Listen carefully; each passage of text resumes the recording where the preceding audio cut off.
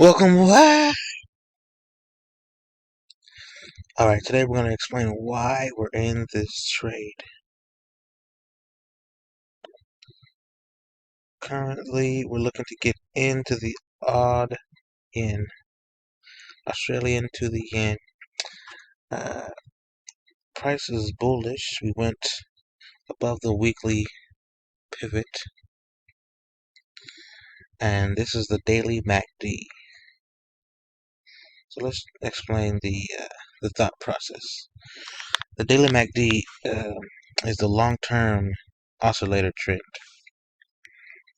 When this oscillator crosses itself, then it tells me when I should either enter short or long.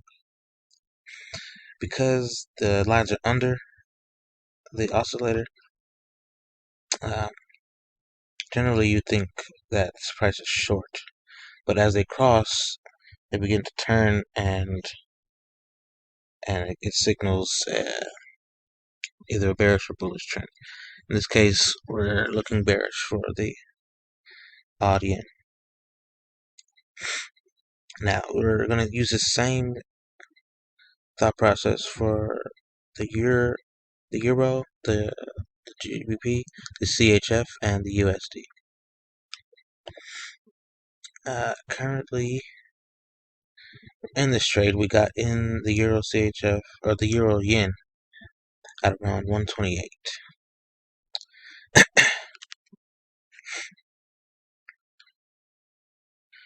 Okay, and we're going bullish. The price is above our HMA and our other trend lines. It's above the weekly pivot points, and the MACD is crossing itself.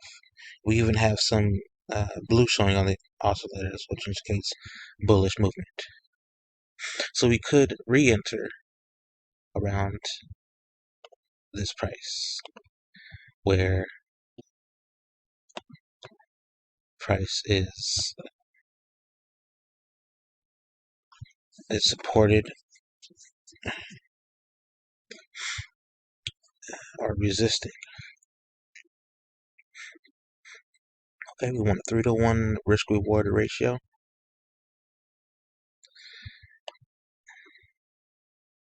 Or more, of course, and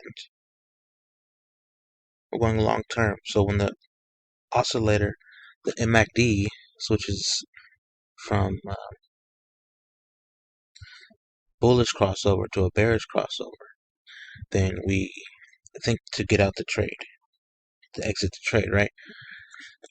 But the HMAs will give us second confirmation that we should either stay in or wait till price goes under the HMA or crosses the HMA, because we're using the HMA as a trend line. Okay, so if you know about trend lines, when they break, then exit trades, right? As that one did. When trend lines break, we enter trades, as that one did. Right? So our HMAs are going to act as a trend line. This is just a theory that I'm working on. As you know, our signals will always be tested and back tested.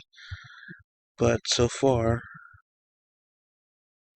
the euro and all the pairs compared to the yen have been bullish for the week. So I'm buying. Okay, thanks for your time. See you next week.